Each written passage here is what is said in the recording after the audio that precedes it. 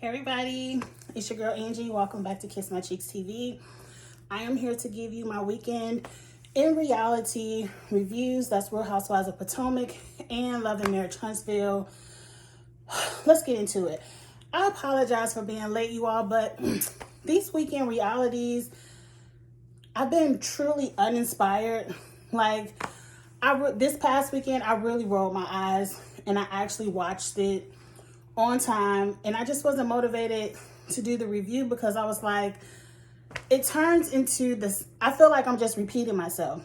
And I know a lot of people on my channel love when I do the competition reality shows, and I love doing those reviews, but I know I have a certain number of you all that loves the weekend in reality reviews, and I don't want to shortchange you and just only do the competition shows. So let's get into, what is this, Real Housewives of Potomac.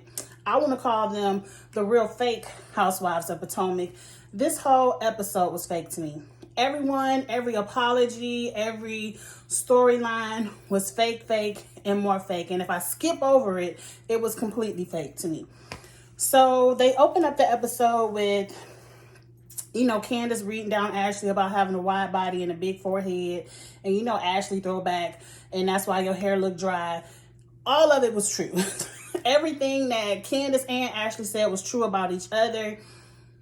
I wish people on these shows would just say, I don't like you.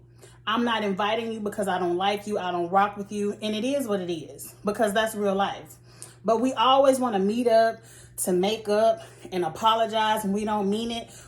That's why I miss Nene. I miss Nene because I miss that she said, I said what I said and I ain't changing it. And if you don't like it, then you just don't like it. I like that kind of energy. That's real to me. This fakeness is boring. Nobody wants to watch it. So after, Candace gave a little half-ass apology. Nobody believes it. Nobody dares believe it.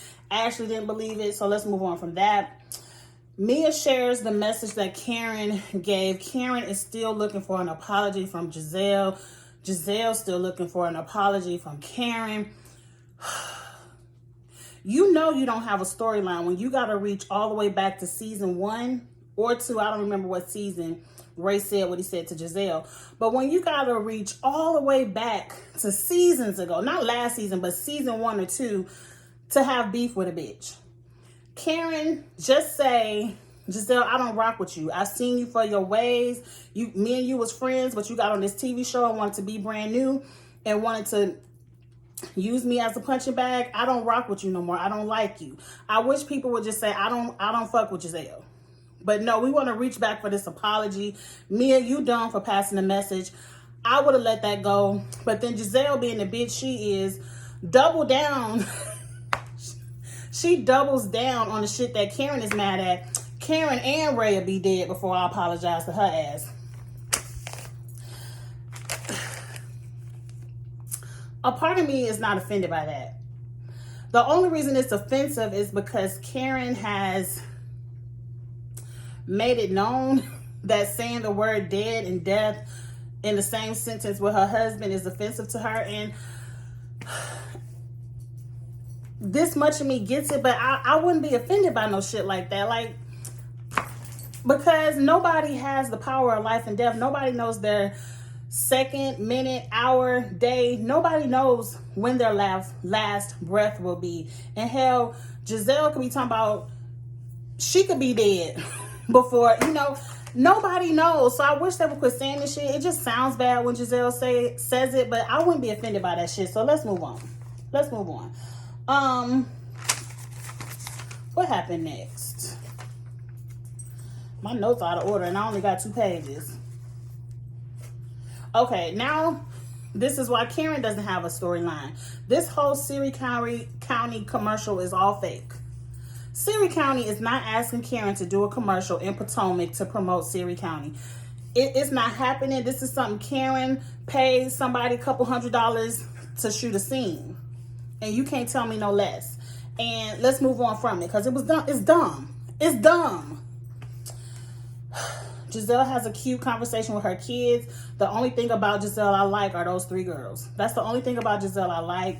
her kids, just their attitude, the way they give it to their mama, I love it. And I actually like Giselle when she speaks to her kids. I do feel like, even though she like, don't follow my ways, but you know, I like the independent woman talk she gave to her daughters. Like, I want you all to be successful and happy. I don't want y'all relying on no man and his coins for your life, for you to live your life. I like the little conversation she had with her kids. That was cute.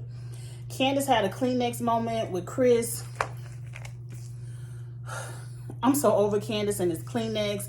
She says all this bullshit to her husband, then want to apologize. I don't like toxic relationships like that. I can't be in that kind of relationship where I gotta cuss your ass out, and then I gotta apologize. Like, Candace, if you want a professional manager, go hire you a professional manager. If you want somebody who's gonna be there for you and know what the fuck they doing in that position, go hire somebody. You just as bad as Tisha and Marceau in Huntsville got this little boy up there running their business and don't know nothing about it. Same thing with your husband. Like, he wants to cook, let him cook. And if I'm over it. I'm over it because I really don't care. I really don't care. I don't believe Chris is no more of Candace's manager than Candace about to have a #1 song. You know, I don't believe it. I don't believe it. So let's move on. Ashley is defending Giselle to Karen because I forgot, but move on. Robin is with her life coach, and I hit fast forward on my TV. I don't know what they talked about. I kind of know a little bits and pieces of the conversation from listening to other YouTubers' reviews, but Robin, you did go through a traumatic experience of losing millions of wands dollars. You lost your family's money and put them in a dire financial situation. I can understand the PTSD of that, but the only way to overcome it is to get up and make some more money. You can't lay in the bed being scared you're gonna lose it if you can't even make it, boo. So get up, do something with your life. I don't believe she have no seasonal depression. I don't think she have, just from the vibes I get. I ain't no psychiatrist. I don't know. I can't diagnose nobody. But I just feel like all of this is fake for a storyline. She talking about she don't want to get married yet. Girl, move on for Robin. Mia has a goddess lunch, and the goddess lunch was nothing but fake apologies to me. It seemed like Wendy and Giselle squashed it. Wendy at some point said, Giselle, if you were so concerned, you should have pulled, we was friends, you should have pulled me to the side and had a one-on-one with me. Giselle said she received that. Did she really receive it? We gonna get into it when the reunion come around, because that whole situation was bullshit. And I feel like once Giselle saw it go left, she focused more on but we believed it wasn't true. Wait till Wendy watch this shit back and we get to the reunion. Giselle talks about the Jamal rumor. She said she already knew about it. And let me tell you, Giselle already knew about it because Jamal wasn't her man.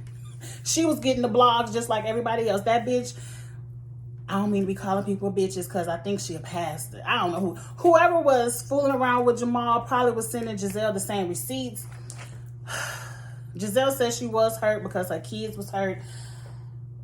I think them kids know exactly who their daddy is, and they ain't surprised by none of his antics. Hell, they goddamn siblings, they same age. They know who their daddy is and what he's about.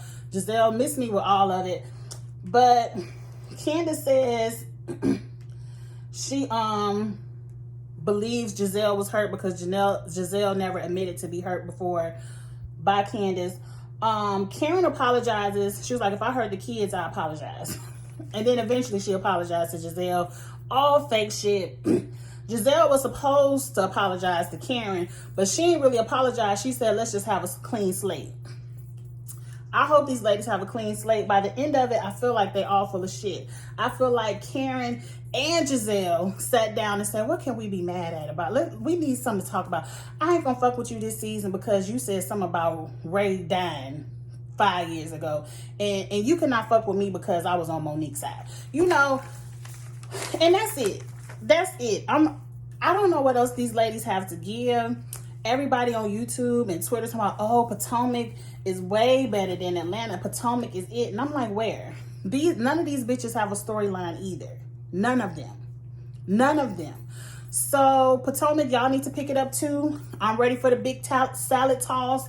I'm ready to see G get drunk and show his ass. You know, entertain me. Entertain me. Because all these fake apologies and y'all really telling people how you really feel, but then you want to apologize the next scene, I'm over it. I'm over it.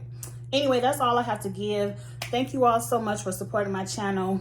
I will continue, since I committed to this season of Real Housewives of Potomac, I am going to continue. If Real Housewives of Atlanta ever comes back, I don't know if I can commit to a whole season of it, because they can't even commit to a cast. So get in the comments and just let me know what you all think about the season so far, because a lot of people on Twitter is really excited about it, but I feel like it is extremely dry and extremely boring. So I'm getting ready to do Love and Marriage Huntsville in the next video. Please stick around and watch that one as well. Go ahead and hit like and leave your comments. Share it if you would like. If this is your first time watching Kiss My Cheeks TV, I'm your girl Angie. Please subscribe, and I will see you all later. Bye.